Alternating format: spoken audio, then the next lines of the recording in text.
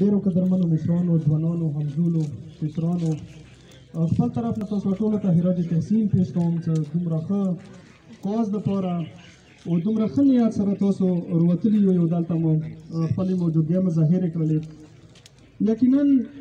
ما نه مخکې علما صاحبانو، زموږ سیکرټري صاحب او نورو مشرانو به خبرې کړې وي،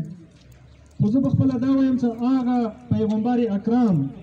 چې هغه ټولو عالمو دپاره رحمت دی، بلیسنګ دی، د رحمت للعالمین یو لقب هغه ته میلاو شوی دی. او نن د هغوی تعلیمات دي، د دین اسلام تعلیمات دي او د پیغمبر اکرم تعلیمات دي چې هر مسلمان ملک کې اننه هر مسلم د بل مذهب کادر کوي، درنده نظیر صاحب ته کسي او کله د چا عقیده چړلي هم نه دی. نورونه کوم رقم ته کربیان دي نه مخکې که په ناروې کې وشوې یا نورو ملکونو کې شوي دي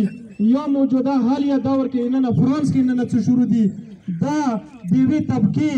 د یوه انسان د زړه یا د دل ازاري نه ده، بلکې د ټولې امت مسلمه زړونه دې سره ازار شوي دي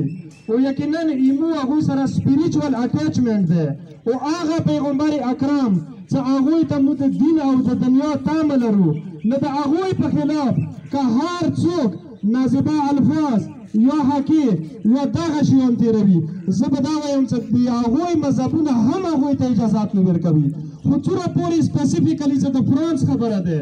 زه دا وایم چې اقوام متحده جنرال اسمبلی را روان اجلاس کې پکار ده دغه شی هغه ایجنډې کې شامل کړي او دې باندې باقاعده ټوله دنیا یو قرارداد پیش کړي او هغوی د دغې ثبوت ورکړي چې موږ د انساني حقوق سره سره د هر مذهب او د هغوی پیروکارو او هغه د پیروکارو هغه منونکي د دغو ټولو قدردان یو او انساني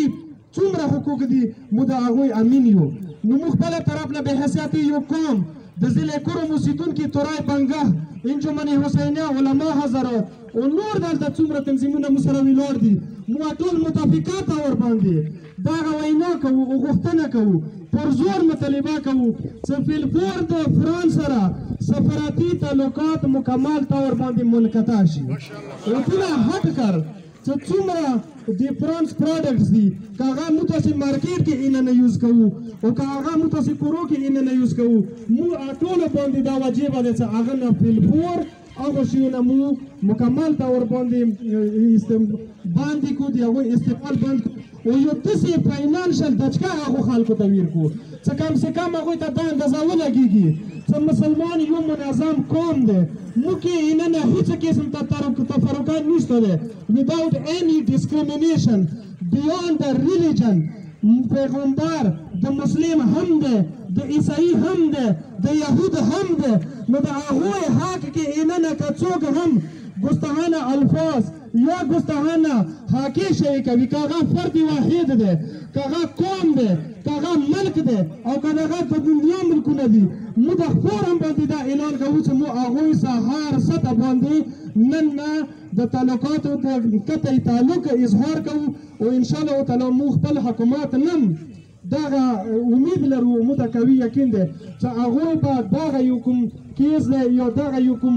شای دی چې مخې ته راغلی دی، انشاءالله هغوی بیا په ښه انداز باندې بقایا دنیا ته هم اوچتوي او قومي اسمبلی او ورسره ایوان بالا سینټ کې اینه هم پکار دی دا ایجنډا پوټ شي، دې باندې تقریر وشي او صوبایي څومره اسمبلیانې دي که هغه کې پکې دی، که بلوچستان دی، پنجاب دی، سند دی، پکار دی ټولې اسمبلی دې باندې مذمتي قرارداد پیش کړي. وما علینا الا البلاغ المبین.